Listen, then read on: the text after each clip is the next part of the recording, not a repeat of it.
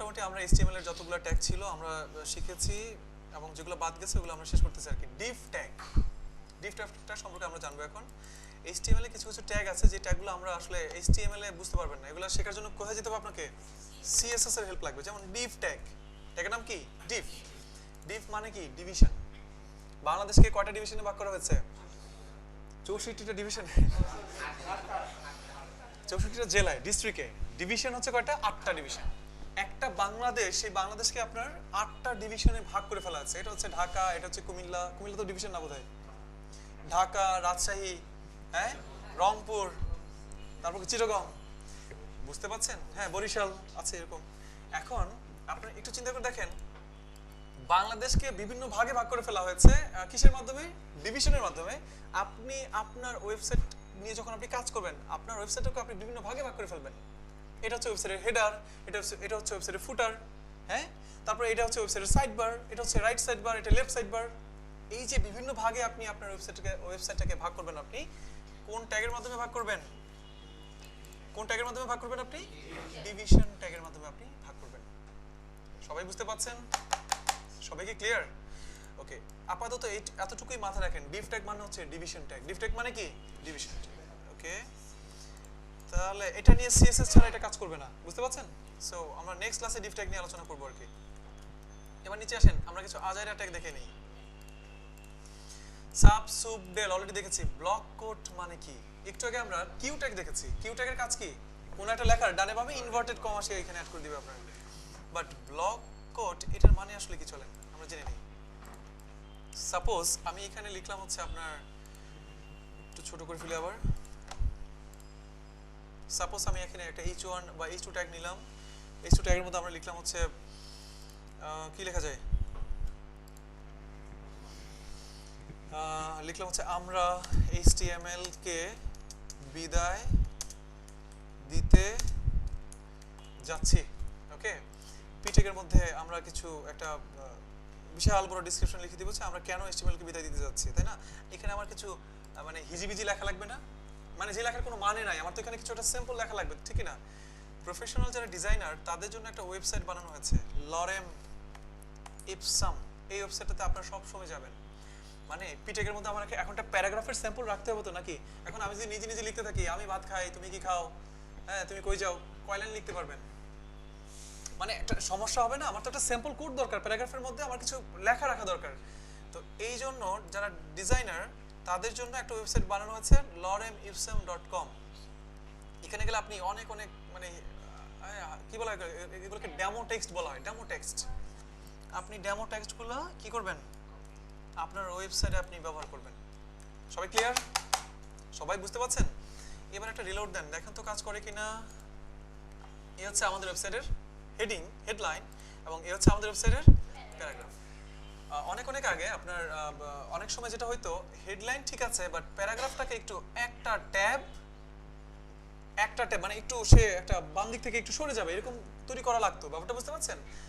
অনেকে চাইতো প্যারাগ্রাফটা শুরু হবে একটা ট্যাব পিছনে, মানে একটা জাস্ট একটা স্পেস হবে, একটা ট্যাব স্পেস হয়ে যাবে এখানে। তো একটা ট্যাব স্পেস করার জন্যই তৈরি করা হয়েছিল তখন ব্লক কোট। ব্লক, এই যে ব্লক কোট ট্যাগ, আপনারা কি বুঝতে পারছেন? ব্লক কোড ট্যাগ শুরু করব আমরা, দেন পি ট্যাগের বদলে তখন আমরা সেই লেখাগুলোকে কোন ট্যাগের মধ্যে রাখবো? ব্লক কোড ট্যাগের মধ্যে রাখবো। যদি আপনি ব্লক কোড ট্যাগের মধ্যে কোনো একটা প্যারাগ্রাফকে রাখেন, তাহলে দেখবেন কোন একটা লেখাকে রাখেন, তাহলে দেখেন সে যেটা করবে বাম দিক থেকে একটু সরে যাবে। সবাই ক্লিয়ার? আপনারা কি সবাই বুঝতে পারছেন? তাহলে আমরা ব্লক কোড ট্যাগ কখন ইউজ করব? যখন আমি চাচ্ছি আমার প্যারাগ্রাফের বাম দিকে আমি একটা স্পেস তৈরি করব। দেখেন বাম দিকে একটা স্পেস তৈরি হয়ে গেছে না? সবাই বুঝতে পারছেন? সবাই ক্লিয়ার? ওকে, নাইস। এবার ব্লক কোড ট্যাগের ব্যবহারটা আমরা দেখে ফেললাম। এবার আসেন অ্যাবিবিআর ট্যাগ। এটার কাজ কি চলুন দেখি আমরা। অ্যাবিবিআর মানে হচ্ছে অ্যাব্রিভিয়েশন, হ্যাঁ, মেক অ্যান অ্যাব্রিভিয়েশন। এখন অ্যাবিবিআর মানে কি আসলে দেখেন, অ্যাবিবিআর মানে হচ্ছে সাপোজ আমি এখানে একটা লেখা লিখলাম, H3 ট্যাগের মধ্যে লিখলাম, যেমন বর্তমান সময়ে একটা রোগ খুব মানে ভোগাচ্ছে, চিকনগুনিয়া। এখানে অনেকেই থাকতে পারেন যাদের চিকনগুনিয়া অলরেডি হয়েছে, আর যাদের হয় নাই তাদের সামনে হওয়ার সম্ভাবনা আছে, ঠিক আছে? আমার হয়েছিল জ্বর, বাট আমি জানি না এটা চিকনগুনিয়া ছিল কিনা, যদি চিকনগুনিয়া হয়ে থাকে তাহলে আমি বেঁচে গেছি আর কি। তবে অনেকের কাছে শুনি এটা নাকি প্রচন্ড ব্যথা, তারপরে হচ্ছে মানে গিরায় গিরায় ব্যথা নাকি এরকম। এক পাশ ছিল। আচ্ছা আচ্ছা আচ্ছা, আপনি সাবধানে থাকবেন। এখন আমরা একটা তাহলে একটা কিছু একটা লিখি। চিকনগুনিয়া,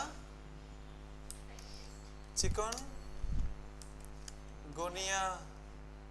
কি লিখবো? চিকনগুনিয়া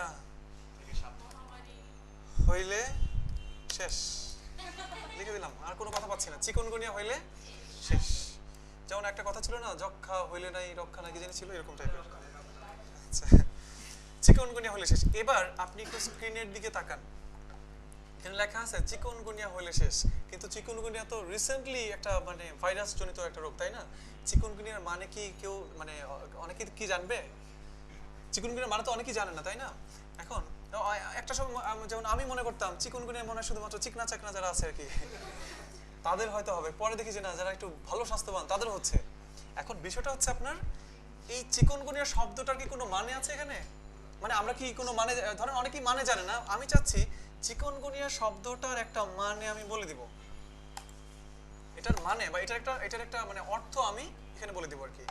তো সেজন্যই চিকনগুনিয়া শব্দটাকে আপনি একটা ট্যাগের ভিতরে নিয়ে যাবেন। এবিবিআর ট্যাগ শুরু করেন, এবিবিআর ট্যাগটা শেষ করেন। বুঝতে পারছেন? আমার ইচ্ছা যে কেউ আসবে, আসার পর এই চিকনগুনিয়াতে এই যে আপনার কার্সরটা নিয়ে যাবে, তার এখানে শো করবে যে চিকনগুনিয়ার মানেটা আসলে কি। তাহলে চলেন আমরা একটা কাজ করি। এবিবিআর ট্যাগ শুরু করলাম, শেষ করলাম। এই এবিবিআর ট্যাগের মধ্যে আপনি লিখেন টাইটেল। কি লিখবো আমরা? টাইটেল। টাইটেলের মাঝখানে লিখতে হচ্ছে এটার কি মানে হতে পারে? এক ধরনের জ্বর, বা আপনি লিখতে পারেন গিরায় গিরায় ব্যথা। এটাই সবাই বলে, মানে আশরাফ গিরায় গিরায় ব্যথা, বুঝছো? এরকম অবস্থা আর কি।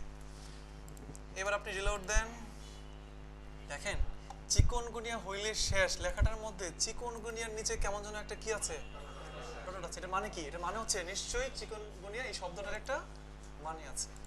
এটার মানে আমরা কি বুঝতে পারছি? এটার মানে আমরা কি বুঝতে পারছি? এই শব্দটার মধ্যে এই পুরো লাইনের মধ্যে চিকনগুনিয়ার একটা মনে হয় কি আছে, একটা মানে আছে। আপনি কার্সরটা নিয়ে যান এই চিকনগুনিয়ার উপরে, কি লেখা আসছে? গিরায় গিরায় ব্যথা। বুঝতে পারছেন? মানে আপনি যদি চান, আপনি একটা আর্টিকেল লিখেছেন, ওই আর্টিকেলের মধ্যে এমন কিছু শব্দ আছে যে শব্দগুলোর মানে, যে শব্দগুলোর অর্থ সাধারণ ইউজার নাও বুঝতে পারে, সেক্ষেত্রে আপনি এই শব্দগুলোর অর্থ কি করবেন?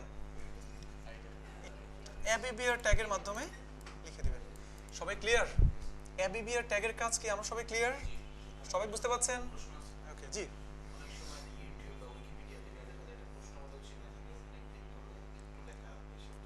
হ্যাঁ হ্যাঁ হ্যাঁ হ্যাঁ, ওগুলো যে করে দিয়ে আমরা করবো, ওগুলো বলা হচ্ছে আপনার মানে হেল্প ট্যাগ। ঠিক আছে, হেল্প ট্যাগ। আমরা কি এবিবিআর ট্যাগ ব্যবহার করতে পারবো?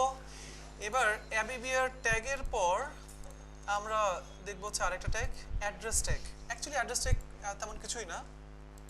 আপনি একটা লেখাকে যখন আই ট্যাগের মধ্যে রাখেন, আমরা কি অ্যাড্রেস ট্যাগ দেখেছিলাম? দেখি নাই। আই ট্যাগের মধ্যে যদি আপনি লিখে রাখেন হচ্ছে আপনার সাপোজ উত্তরা, ঢাকা 1200 কত, 1230, একটা অ্যাড্রেস লিখে রাখলেন। একটা অ্যাড্রেসটা শো করছে না এখানে, সিম্পলি শো করছে। এবং আই ট্যাগের মধ্যে রাখার কারণে এটা কি হয়ে যাচ্ছে, আপনার ইটালিক হয়ে যাচ্ছে। আপনার কোনো একটা অ্যাড্রেস যদি আপনি আপনার ওয়েব পেজে রাখতে চান, তাহলে আই ট্যাগের মধ্যে না রেখে অ্যাড্রেস নামে একটা ট্যাগ তৈরি করা হয়েছে। আপনি অ্যাড্রেস ট্যাগের মধ্যে সেই অ্যাড্রেসটাকে আপনি রাখতে পারেন। সবাই কি বুঝতে পারছেন? দেখেন সেম অ্যাড্রেস ট্যাগের ভিতরে আমি এখন রেখেছি। রিলোড দেন, সেম না? Same to same. অর্থাৎ অ্যাড্রেস ট্যাগ এবং আই ট্যাগ এই দুটোর মধ্যে তেমন কোনো পার্থক্য নাই। তবে হিসেব হচ্ছে আপনি একটা ওয়েব পেজ ডিজাইন করছেন ক্লায়েন্টের জন্য, তাহলে সেই ক্লায়েন্টের যদি কোনো আপনার লোকেশন থাকে, কোনো একটা বাসা নাম্বার থাকে, রোড নাম্বার থাকে, আমরা সেটা কোন ট্যাগের ভিতরে রাখবো?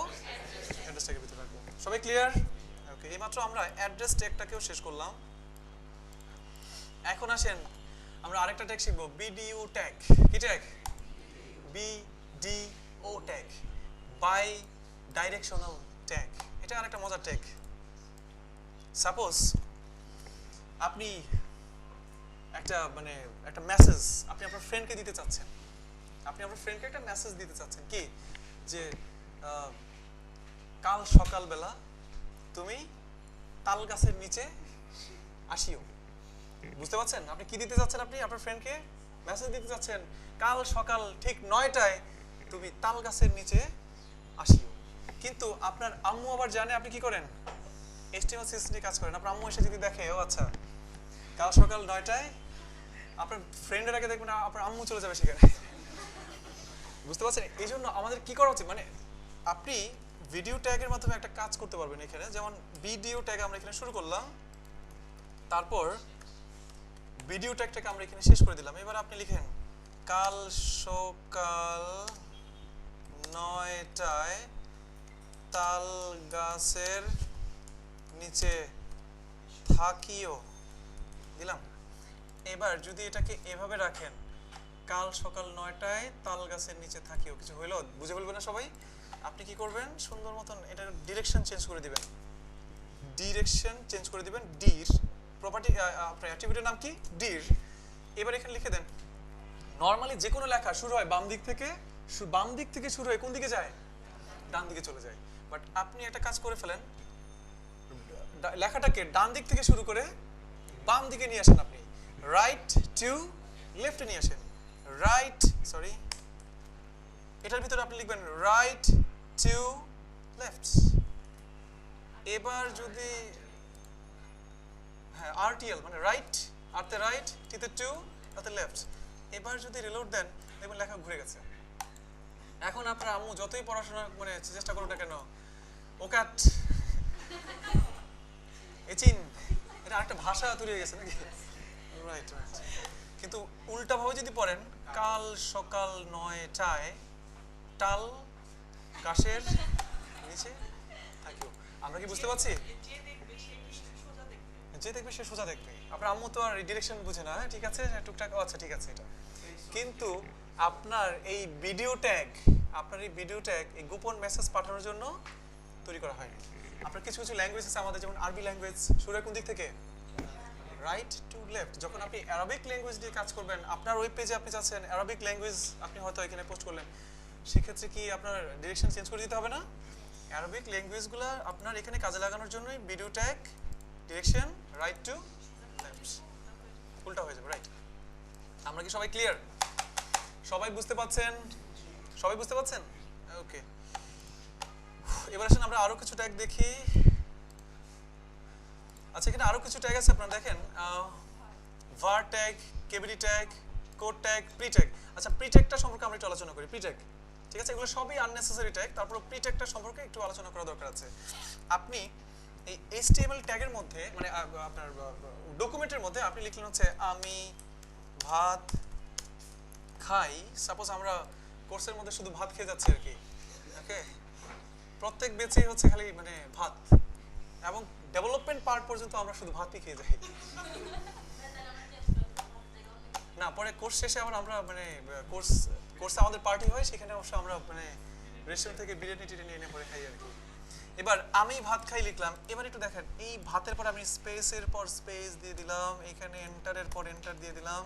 আমরা জানি মজিলা ফায়ারফক্স কি করবে, একটাও বুঝতে পারবে না এখানে কয়টা স্পেস দিয়েছেন, কয়টা এন্টার দিয়েছেন, কিছু বুঝতে পারবে? সে কিছুই বুঝতে পারবে না। কিন্তু একটা ট্যাগ আছে, ট্যাগের নাম হচ্ছে প্রি ট্যাগ। ট্যাগের নাম কি? Pre tag. আপনি যদি এখানে প্রি ট্যাগ ইউজ করেন, PRE প্রি ট্যাগ শুরু করলাম, দেন PRE প্রি ট্যাগটাকে আমরা শেষ করলাম। প্রি ট্যাগের মাঝখানে যদি আবার আপনি আমি খিচুড়ি খাই লিখে, এবার খিচুড়ি খাই, এবার একটা রিলোড দেন, শো করে আমি খিচুড়ি খাই, শো করে। এবার খিচুড়ির পরে আপনি একটা এন্টার দেন, দেখেন তো কাজ করে কিনা, কাজ করে, ঠিক আছে। এবার আচ্ছা আমরা একটু কাজ করে আমিটাকে নিচে নামাই, মানে ট্যাগটা শুরু করেছে সেজন্য এরকম দেখাচ্ছে, রিলোড দেন, কাজ করে। আমি খিচুড়ি খাইটাকে আপনি নিচে নামান, নিচে নিচে আসছে। মজার বিষয় হচ্ছে সে এন্টারও কাজ করাচ্ছে, ট্যাব দেন, সব কিছু কাজ করবে সে। না না, এটা এই প্রি ট্যাগ আমাদের ব্যবহার করতে হয় PHP নিয়ে, যখন আমরা যখন PHP নিয়ে কাজ করব তখন, বুঝতে পারছেন? এটা নরমালি ডিজাইন করার সময় আপনার প্রি ট্যাগ ব্যবহার করতে হয় না। সবাই ক্লিয়ার? সবাই বুঝতে পারছেন? তো মোটামুটি এইমাত্র আমরা শেষ করলাম হচ্ছে প্রি ট্যাগের কাজ কি কাজে ব্যবহার করে সেই জিনিসটা আমরা দেখলাম। আসেন কোড ট্যাগ, কেবিডি ট্যাগ এগুলোর কাজ কি আসলে? এবার আপনি যদি আপনার ডকুমেন্টের মধ্যে কোড ট্যাগ ইউজ করেন, ট্যাগের নাম কি? Code tag. এখানে আপনি লিখেন আমি, আচ্ছা আমি না, উই আর ব্যাচ 97, একটু ডিফারেন্ট লেখা লিখি। এবার রিলোড দিয়ে দেখেন তো স্ক্রিনে কি শো করছে? উই আর ব্যাচ 97 শো করছে, বাট লেখার ফন্টগুলো একটু কোড কোড হয়ে গেছে না? অ্যাকচুয়ালি আপনি যদি কোনো একটা কোড লিখতে চান, সাপোজ জাভাস্ক্রিপ্টের কোড, সাপোজ আপনি পিএইচপির কোনো কোড এখানে লিখতে যাচ্ছেন, এই ধরনের কোড যদি আপনি আপনার ডকুমেন্টের মধ্যে লিখতে চান, সেক্ষেত্রে আপনাকে কি ইউজ করতে হবে? কোড ট্যাগের ভিতরে আসলে কোডগুলোকে রাখা উচিত। না, আপনি তো নিজে জানেন যে আপনার আপনার যে পেজ, সেই পেজের কোন একটা জায়গায় আপনি জাভাস্ক্রিপ্টের কিছু কোড আপনি শো করতে যাচ্ছেন, সেক্ষেত্রে আমরা কি ইউজ করবো এখানে? কোড ট্যাগ ইউজ করবো। আমি একটু দেখাচ্ছি আপনাদের। সাপোজ জাভাস্ক্রিপ্টের একটা কোড আমি লিখছি এখন, যে কোনো কোড, সাপোজ সিম্পল একটা কোড লিখলাম। দেখেন তো এটা স্ক্রিনে শো করে কিনা? শো করে। অর্থাৎ অন্য যে ল্যাঙ্গুয়েজগুলো আছে, সেই ল্যাঙ্গুয়েজগুলো যদি আপনি আপনার HTML ডকুমেন্টে শো করাতে চান, সেক্ষেত্রে আমরা কোনটা ইউজ করব? Code tag. এক কথায় আপনি আপনার ওয়েব পেজে যদি কোনো কোড শো করাতে চান, আপনি কি লিখবেন? কোড ট্যাগ ব্যবহার করবেন। আরেকটা বিষয় আছে এখানে, রিলোড দেন। কোড ট্যাগ আমরা শেষ করলাম। কেবিডি ট্যাগ দেখতে পাচ্ছেন? কেবিডি ট্যাগ মানে হচ্ছে আপনার কিবোর্ড আপনার কিবোর্ডের যে টেক্সট সেগুলো আর কি। আপনি রিলোড দেন। এবার কেবিডি ট্যাগটা আপনি এখানে লিখেন। কি লিখলাম আমি? KBD tag. এখানে আপনি লিখেন হচ্ছে উই আর ব্যাচ 97, আমরা একই কথা লিখছি আবার। এবার একটা রিলোড দেন, দেখেন তো স্ক্রিনে কি শো করছে? সেম, মানে ঘটনা হচ্ছে সবগুলো জিনিস দেখতে একই রকম লাগছে, কিন্তু বিষয়টা হচ্ছে আপনি যদি চান আপনার অনেক অনেক লেখার মাঝখানে, সাপোজ আমি এখানে একটা পিটেক নিলাম, পিটেক নিয়ে হচ্ছে কিছু লরেম ইপসন নিয়ে আসি আমরা এখন, কপি দেন, এখানে কিছু কোড নিয়ে আসলাম, লেখা নিয়ে আসলাম আমরা। এবার রিলোড দেন, দেখেন তো কাজ করছে কিনা? কাজ করছে। এই লেখার সাথে এই লেখাটা একটু পার্থক্য আছে না? টাইপরাইটার মেশিনে আপনার টাইপগুলো যেরকম অক্ষরগুলো হয়, এরকম এরকম অক্ষর লাগছে না? এরকম এরকম অক্ষরগুলো তো লাগছে নাকি? কেবিডি ট্যাগের মধ্যে রাখলে আপনার অক্ষরগুলো ওরকম ওরকম হয়ে যাবে। আর নরমালি যদি আপনি রাখেন, তাহলে লেখাগুলো আপনার ওই যে টেক্সট টাইমস নিউ রোমান যেটা ফন্ট, সেই ফন্টের মাধ্যমে কিন্তু এটা কাজ করবে। আমরা কি সবাই ক্লিয়ার? সবাই বুঝতে পারছেন? তো একইভাবে আপনার এখানে আরেকটা ট্যাগ আছে, নাম হচ্ছে কি var, make a computer code. অর্থাৎ কিবোর্ড ট্যাগ, কোড ট্যাগ এবং var ট্যাগ, এই তিনটা ট্যাগ এবং এমনকি প্রি ট্যাগ, আমি তিনটাকে আলাদা করে দিচ্ছি আপনাদের বোঝার সুবিধার জন্য। এই তিনটা ট্যাগ, চারটা ট্যাগ সেম। এই চারটা ট্যাগ কি? সেম। বুঝতে পারছেন? যদি কম্পিউটারে কোনো কোড আপনি লিখতে চান, ঠিক আছে, তাহলে আপনাকে ইউজ করতে হবে var ট্যাগ। আপনি চাচ্ছেন যে লেখার মাঝখানে হঠাৎ করে কিবোর্ডে টাইপ করলে যেরকম অক্ষরগুলো হয়, সেরকম অক্ষরগুলো আপনি তৈরি করতে চাচ্ছেন, সেক্ষেত্রে আপনি কি ইউজ করবেন? KBD tag. আর আপনি যদি চান অন্য কোনো ল্যাঙ্গুয়েজের কোনো কোড, সেটা হতে পারে জাভাস্ক্রিপ্ট, সেটা হতে পারে পিএইচপি, এই রিলেটেড কোনো কিছু যদি আপনি এখানে শো করতে চান, সেক্ষেত্রে কোন ট্যাগের মধ্যে রাখবেন তাকে? Code tag. আর প্রি ট্যাগের কাজ হচ্ছে সেই আপনার এন্টার এবং স্পেস সবগুলোই সে কাউন্ট করবে। আমরা কি সবাই ক্লিয়ার? সবাই কি বুঝতে পারছেন? তো মোটামুটি এই ছিল আমাদের কি HTML এর ব্যাপার স্যাপার ছিল। আচ্ছা, আমি একটু